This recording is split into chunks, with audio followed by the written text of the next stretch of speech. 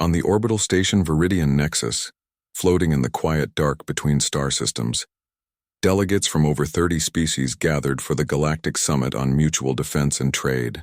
The station hummed with low-energy lights, recycled air, and the soft murmur of 100 different tongues. Most species kept to their own clusters, wary of others, but all watched the humans with a mix of curiosity and unease.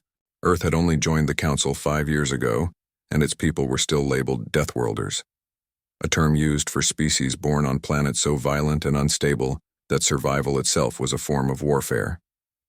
Humans fit the description perfectly. Their world had predators, diseases, natural disasters, and a history soaked in conflict. Yet they had climbed out of it, built starships, and now stood among the galaxy's old powers. Kyle Brandt stood near the edge of the main chamber, arms folded, expression calm. He wore a simple gray uniform with no rank insignia, just a small Earth emblem on his collar. He wasn't a diplomat or a politician. He was a Marine, assigned as a security liaison after the last summit ended in a near riot when a Krell envoy accused humans of hoarding antimatter. Kyle had said nothing then, just stood quietly while the argument burned out. That was his way. He listened more than he spoke, watched more than he moved, but others noticed him anyway. His build was lean but strong, his eyes sharp, and there was a stillness about him that made even the tallest reptilian delegates lower their voices when passing by. The summit's main topic that day was resource sharing in the Outer Rim. The Zenthari Dominion, a proud and ancient empire with sleek silver ships and rigid hierarchy, controlled most of the rare minerals needed for warp cores. Their representative, High Commander Vrel, stood at the center of the chamber, his scaled face unreadable, 4 eyes scanning the crowd like a predator surveying prey. Vrel had a reputation for arrogance. He believed the Zenthari were the natural rulers of the galaxy, and all others, especially newcomers like humans, were little more than animals learning to wear clothes. As the debate dragged on, Vrel grew impatient. When Elena Morrow, Earth's ambassador, suggested a fairer distribution system that included human colonies, Vrel let out a sharp hiss. "Earth has no standing here," he said, his voice amplified by a translator collar. "Your species barely survived its own cradle. You clawed your way out of mud and blood. You are not equals. You are guests, and unruly ones at that." A ripple of murmurs spread through the room. Some agreed. Others stayed silent. Elena held her ground, but before she could respond, Vrel turned his gaze to Kyle. "And this one," he said, pointing a clawed finger, "stands like a guard dog. Does Earth send its beast to speak for it now?" Kyle didn't move. He didn't blink. He just stared back. Vrel stepped forward, his armored boots clicking against the metal floor. "You do not even understand honor," he said, his tone dripping with contempt. Then, without warning, he swung his arm and slapped Kyle hard across the face. The sound cracked through the chamber like a gunshot. The blow was meant to humiliate, to show dominance, to remind everyone that humans were beneath notice. For a full second, nothing happened. The room froze. Elena gasped. Several delegates leaned forward. Even the Zenthari guards tensed, unsure if their commander had gone too far. Kyle slowly turned his head back to face Vrel. There was no anger in his eyes, only cold, quiet focus. A faint red mark bloomed on his cheek, but he didn't raise a hand to touch it. Instead, he gave the smallest of smiles. It wasn't friendly. It was the kind of smile a wolf might give before it moves. 5 seconds passed. Then Vrel's head tilted slightly as if confused. A thin red line appeared around his neck. His eyes widened. His body stiffened. And then, with a soft thud, his head slid off his shoulders and hit the floor. Blood sprayed in a short arc before the Zenthari's body collapsed behind it. Silence. Then chaos. Alarms blared. Delegates scrambled for exits. Zenthari guards shouted in their guttural tongue. Weapons drawn, but they didn't fire. They were too stunned. Elena rushed to Kyle's side, her voice low and urgent. "What did you do?" Kyle didn't answer right away. He knelt, picked up Vrel's head by the crest of bone on its skull and held it up for all to see. The 4 eyes stared blankly into nothing. "He should have read the briefing," Kyle said quietly. Hidden in his sleeve, a hair-thin wire made of monomolecular alloy had been coiled around his wrist. Triggered by a muscle twitch, it had extended in less than 1/10 of a second, slicing through Vrel's neck before the commander even registered the motion. It was a tool, not a weapon, designed for emergencies, for cutting through hull breaches or restraints. But in the hands of a Deathworlder, Even a rescue tool could become a blade. Security drones flooded the chamber, sealing exits and scanning for threats. Liaison officers from neutral species tried to restore order, but the damage was done. The image of Vrel's decapitation was already being transmitted across the network. Within minutes, every major newsfeed in the galaxy carried the footage. Some called it an act of war. Others called it justice. Most just called it terrifying. Kyle handed the head to a trembling protocol droid and walked calmly toward the human delegation's shuttle bay. Elena followed, her mind racing. "They'll blame us," she said. "The Zenthari will demand your head in return." "Let them try," Kyle replied. Back on the shuttle, he sat by the viewport watching the stars. He wasn't proud of what he'd done, but he wasn't sorry either. On Earth, children learned early that showing weakness invited attack, that some predators only understood one language, the language of consequence. Vrel had spoken first. Kyle had answered in kind. As the shuttle detached from Viridian Nexus and turned toward the nearest human outpost, a message came through from United Earth Command. It was short and direct. "Return immediately. Situation escalating." Kyle closed his eyes. He knew what came next. The galaxy had just learned a hard lesson about Deathworlders, and humans were only getting started. The fallout from Viridian Nexus spread faster than any warp signal could carry it. Within hours, the Zenthari Dominion declared a state of high alert. Their war fleet, one of the largest in the galaxy, began mobilizing along the outer rim. Broadcasts from their homeworld demanded Earth surrender Kyle Brandt for immediate execution and pay reparations for the assassination of High Commander Vrel. They called it a dishonorable murder, a stain on galactic law. Other species watched closely, unsure whether to side with the old empire or the new, unpredictable force that was humanity. On Earth, President Elena Morrow addressed the United Council in a closed session. She refused to hand over Kyle. "He acted in self-defense," she said, her voice steady. Vrel struck first. Under Article 12 of the Interspecies Conduct Treaty, physical aggression against a delegate grants the right to proportional response.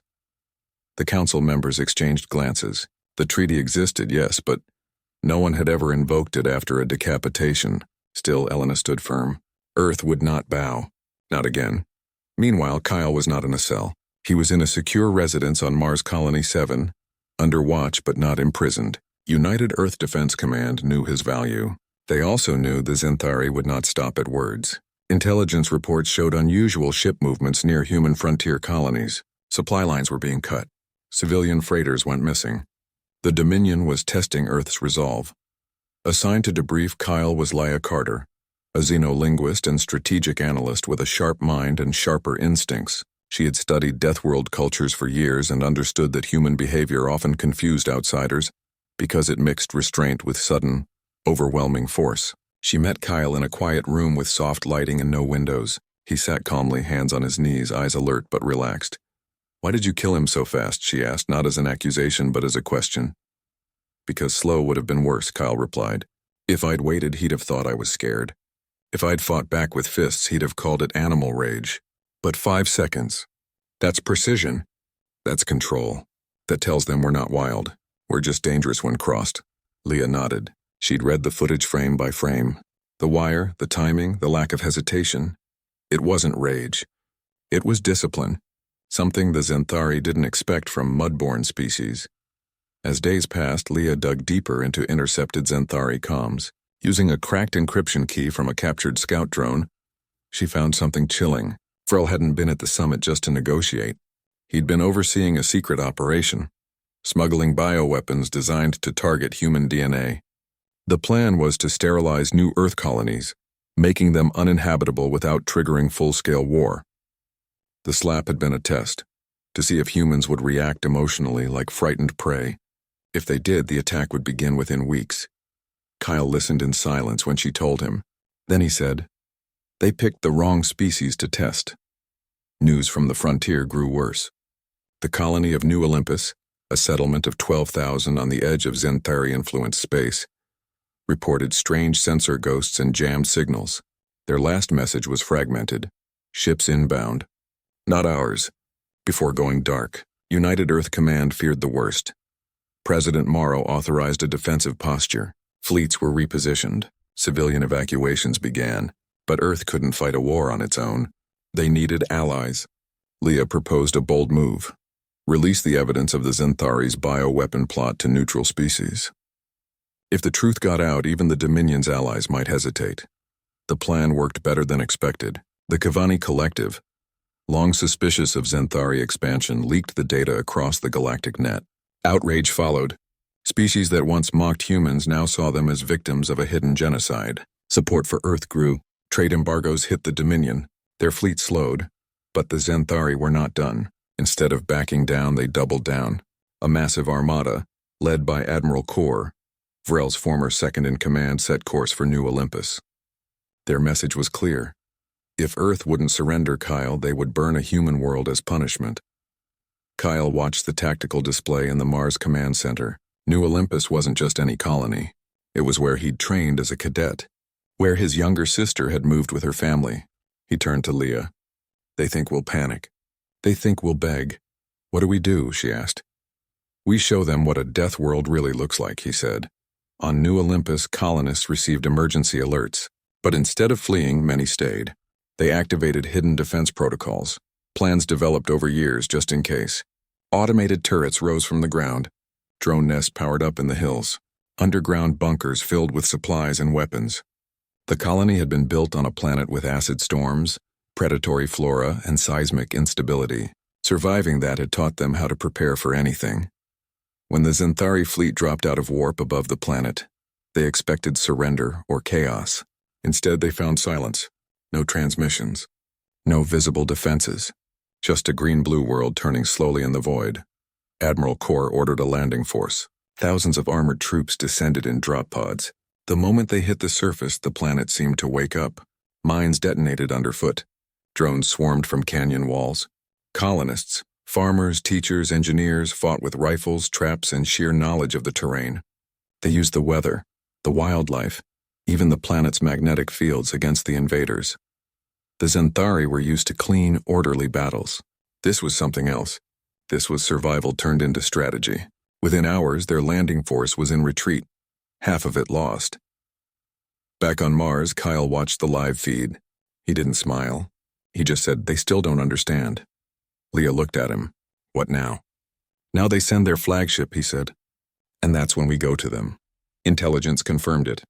The Dread Sovereign, the Dominion's most powerful warship, was en route.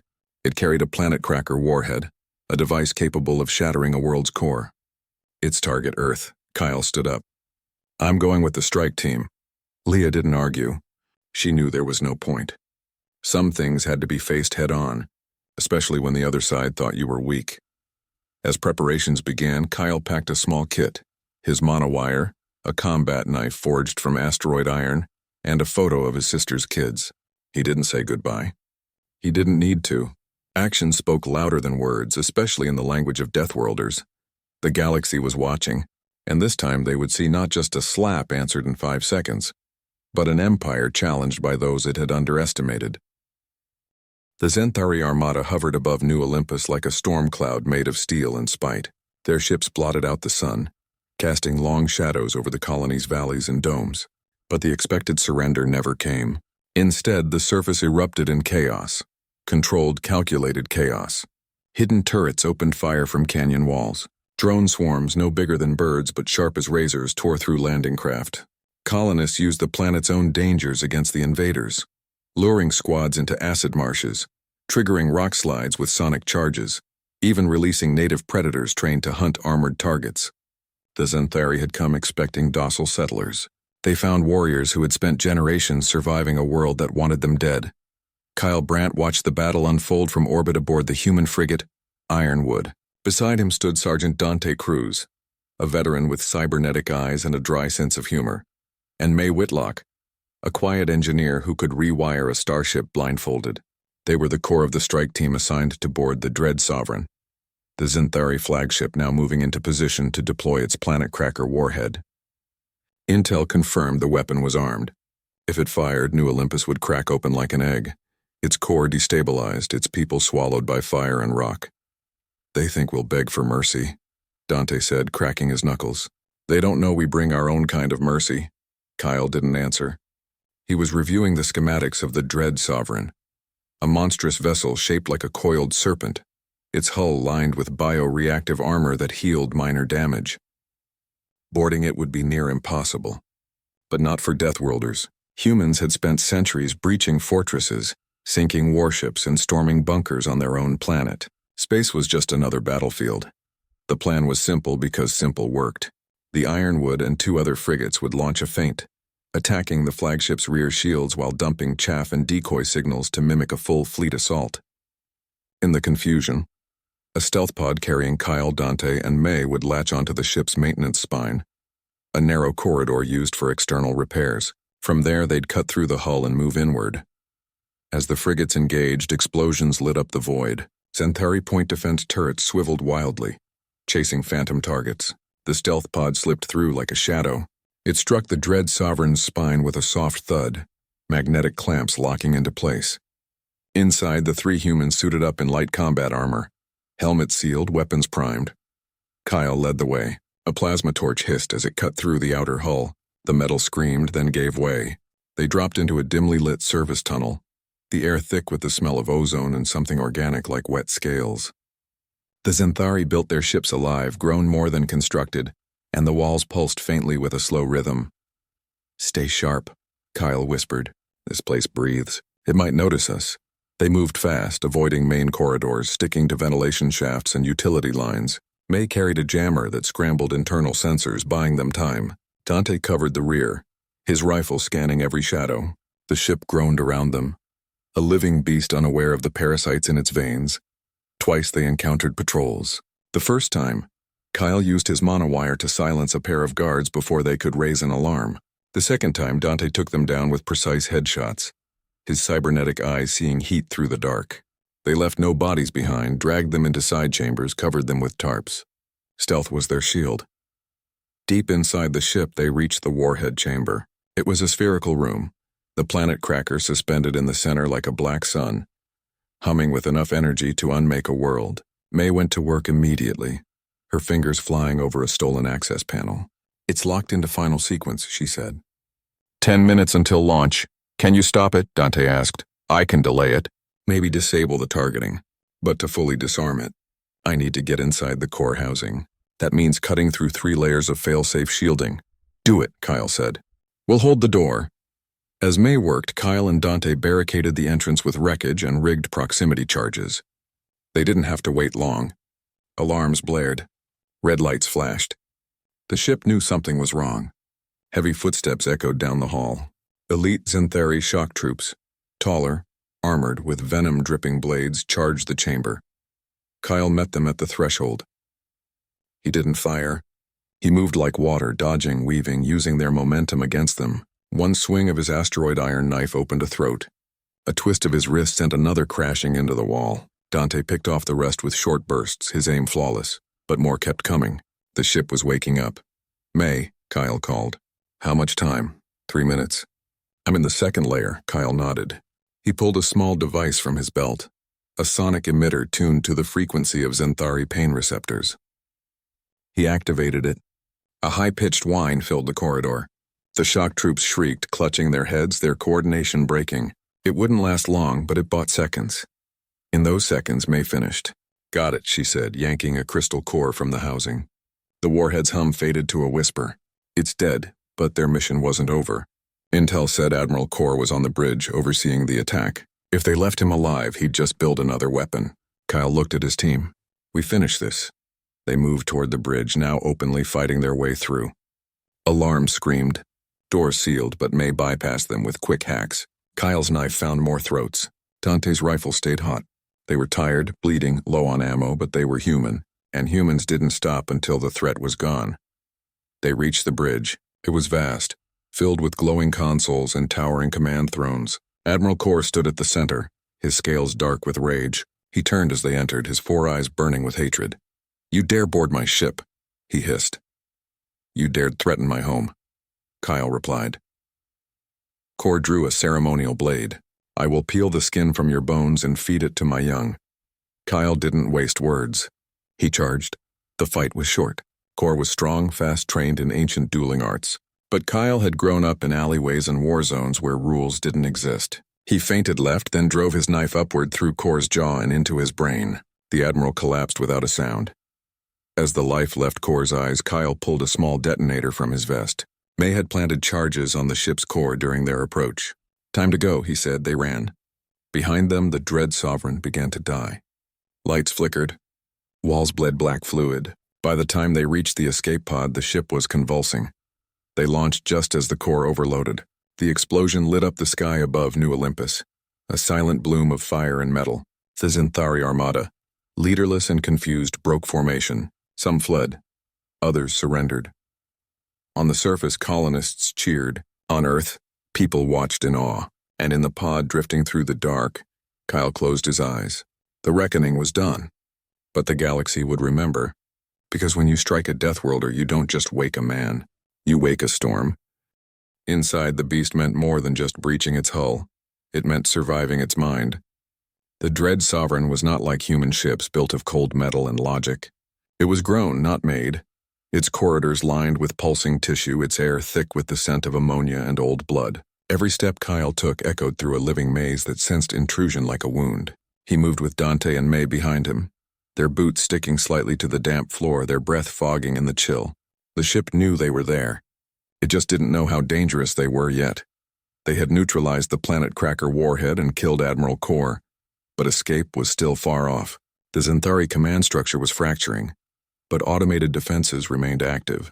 Biomechanical sentries, half machine, half creature, patrolled the halls, their eyes glowing red in the dim light. Maze Jammer helped, but it couldn't hide their heat signatures forever. They needed to reach the secondary hangar on Deck 7, where their escape pod waited, tucked inside a maintenance bay. The journey took them through the ship's heart. They passed chambers filled with strange fluids, tanks holding half-formed soldiers suspended in amber goo, and control rooms where dead Xanthari still sat at their posts, faces frozen in shock. Dante kicked one console, muttering, "They built a tomb and called it a warship." Kyle didn't answer. He was watching the walls. They were tightening slightly, as if the ship itself was trying to crush them. "We're running out of time," he said. "This thing's going into death throes. When the core blows, it'll take everything with it." May nodded, her fingers already working on a sealed bulkhead door. "Give me 30 seconds. She pulled a handheld laser from her belt and began cutting around the lock. Sparks flew. The metal screamed. Behind them, a low growl echoed down the corridor. Dante spun, rifle raised. "Company." 3 sentries emerged from the shadows, their limbs jointed like insects, mouths full of rotating teeth. They moved fast, skittering on all fours before rising to stand. Dante fired. 2 shots. One sentry's head exploded. The second staggered but kept coming.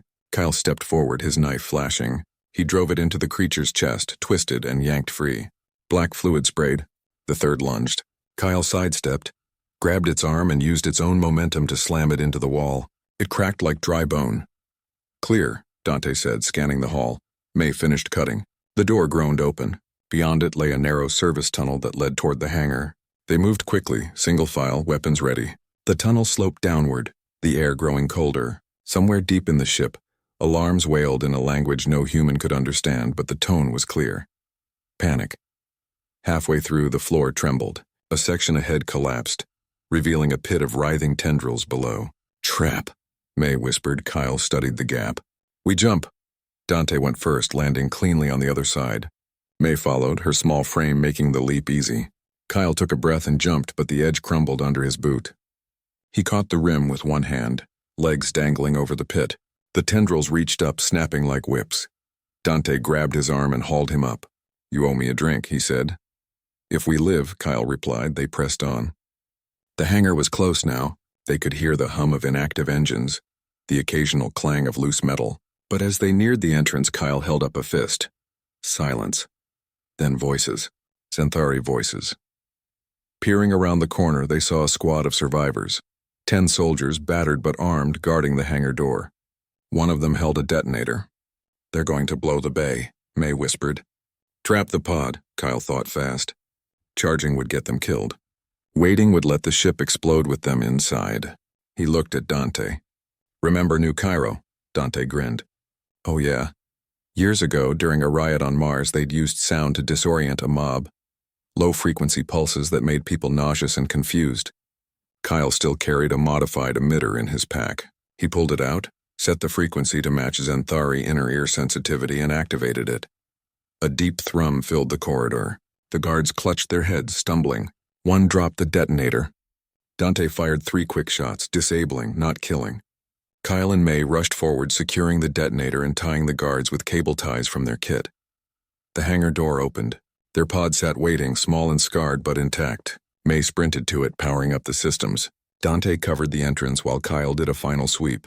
That's when he saw it. A data core still blinking, mounted on the wall near the control panel. He ripped it free. Intel, maybe more.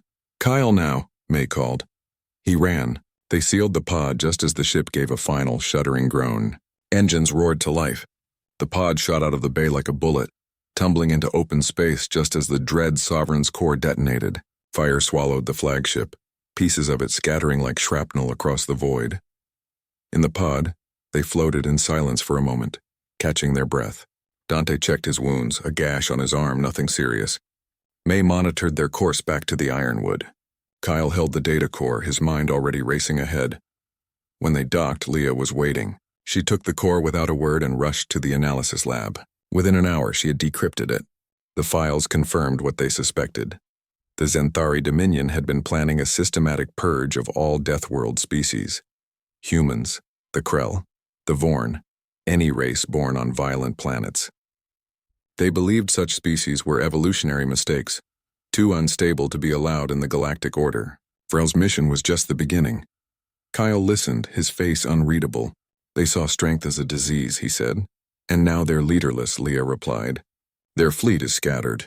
Their allies are pulling away. The council is calling an emergency session. Kyle stood. Good. Let them see what happens when you try to cut out the heart of a Deathworlder. You don't get peace. You get a reckoning.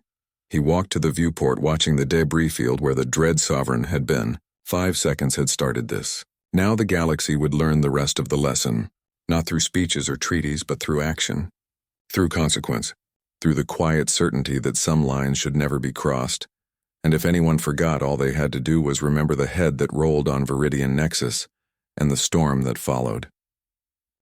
The explosion of the dread Sovereign did more than destroy a ship. It shattered an empire's illusion of invincibility. Across the galaxy, news feeds replayed the footage. The Xanthari flagship tearing itself apart in silent fire, its warhead neutralized, its admiral dead, its fleet scattering like startled birds. Species that had once whispered about human brutality now spoke of human resolve. The council convened an emergency session not to condemn Earth, but to redefine its place among the stars. No longer were humans seen as crude newcomers from a savage world. They were recognized as equals, sovereign, capable, and worthy of respect. On New Olympus, colonists emerged from bunkers to find the skies clear.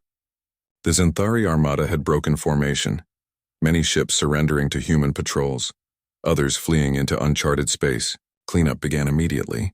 Medics treated the wounded. Engineers repaired damaged domes. Children played in the streets again, their laughter mixing with the hum of reconstruction drones. A statue was already being planned, not of a general or a politician, but of an unnamed Marine standing calmly after a slap. The plaque would read, "They should have studied us better." Kyle Brandt returned not as a hero in parades, but as a quiet presence walking among the people he'd helped save. He visited the school where his niece had hidden during the attack. He ate lunch with farmers who'd turned their plows into barricades. He said little, but his presence spoke volumes. The colonists didn't cheer when they saw him. They simply nodded, as if acknowledging a truth they'd always known. That protection sometimes wore a soft face and moved without noise. Back on Earth, President Elena Morrow addressed the United Council one final time. She presented the decrypted data from the Dread Sovereign's core, the proof of the Xanthari's plan to sterilize Deathworld species. Outrage spread. The Kavani Collective severed all ties with the Dominion. The Vorn Alliance offered military support to Earth. Even the reclusive Marathi opened their archives, sharing ancient records that showed similar purges had been attempted before, and always failed. The galaxy was learning a hard lesson. You cannot erase a species that evolved by surviving extinction. Kyle was summoned to the council chamber on Viridian Nexus, the same place where it all began. This time he walked in without guards, without fear. Delegates from dozens of species rose as he entered, not out of fear but respect. The Zenthari seat remained empty. Their empire was in civil unrest, factions fighting over what came next.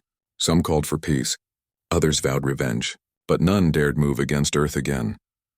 Laia Carter stood beside him, her role now official, Earth's chief xenolinguist and cultural liaison.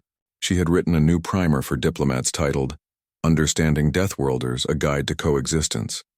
It was already required reading across 3 sectors.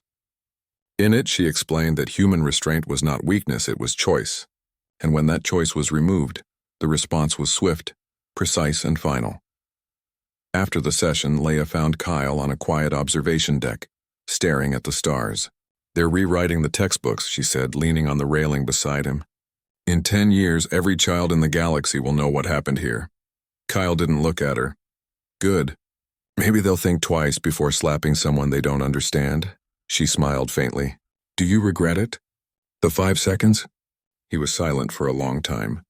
Then he said, regret is for people who had a choice. He made his. I made mine. That's how Deathworlds work. You act or you die. There's no middle, she nodded. She understood. She had studied 100 cultures, but none fascinated her like humanity. Because they carried peace in one hand and consequence in the other, and knew when to use each.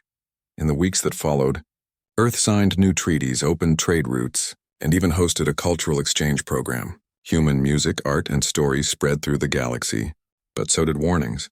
Bartenders on neutral stations began refusing service to anyone who mocked Deathworlders. Academy instructors used the Viridian incident as a case study in diplomacy and deterrence.